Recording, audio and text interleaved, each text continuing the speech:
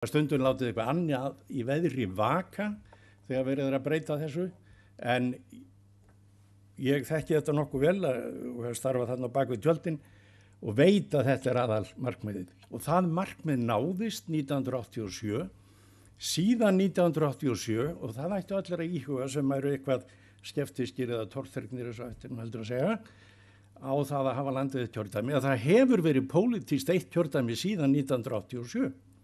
Það hefur verið fullur jöfnuði með flokkunni síðan, að teknu tilliti til þess að vísu að það er þröskuldur sem sumum líkar ekki. En það er pólitískt mál. Nú óska fyrirkomulagi mitt er þá einfalt, landið eitt kjördæmi, fullkomið persónukjör sem væri gert upp með STV-aðferðinni, þeirri sem við þekkjum, og þar við látið sitja. Þá nást öll hinn markmiðin fullur jöfnuður bæði eftir búsetu og milli stjórnmálaafla.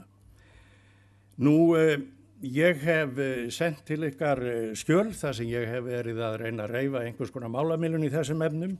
Ég hygg að tíminn minn sé á enda, þannig að ég ætla að sleppa því að reifa það núna, en þar er ég að reifa hugmyndir, þar sem að vísu að nafninu til að skipta upp í kjördæmi, en að nafninu til segi ég, það er hvað framboðin varðar, en kjósendur hafi eftir sem áður vald til þess að velja sér fulltrúa hvaðan sem er.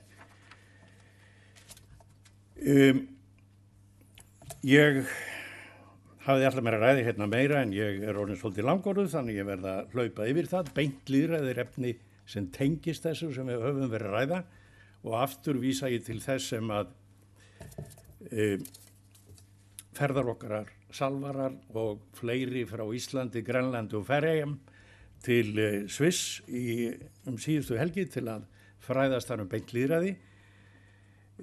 Ég skynjaði þar að þeirra hugsun er á einhvern nátt gjörólík okkar. Ég hafði ekki áttað mig á þessu, öll vitum við frá námsbókum að í Svisslandi tíðkast að þeir kjósa títt og ótt og rétta jafnvel upp hendur á torkum, Þorpstorkinu ýmis málefni, en hjá þeim er þetta orðið það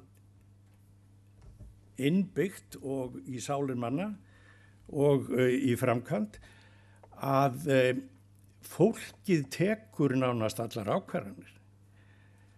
Valdið er ótveirað hjá fólkinu, þingið starfar algjörlega í umboði fólksins og þingin, það eru þingi hverju kantonu, og þau framkvæma það eða útfæra það sem fólki biður þau að gera eða sinnir einhverjum málum sem almenningur nennir ekki að sinna.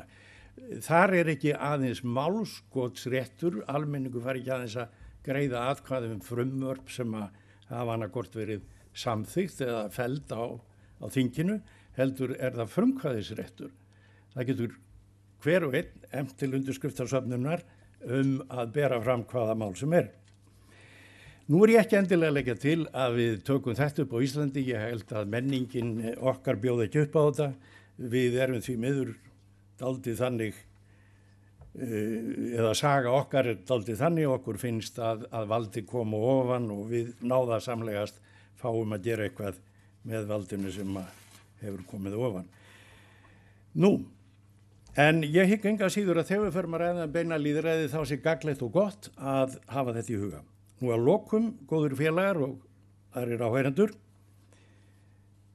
við höfum tekið ákveð veigamikið hlutverk. Okkur er ætlað að leysa þetta á örskömmum tíma. Alls staðar það sem ég þekki til tekur þetta ár í Sviss og ég vísi einu sinni eftir í það. Þeir hafa verið smá saman endurskoða stjórnarskrár allavega kantonuna og mér sýnist að taka meðaltali 5 ár. En við ætlum að vera dugleg og við verðum að vera það. Okkur ber að klára þetta verk í sumar. Til þess vorum við valin að þjóð og þingi. Takk fyrir.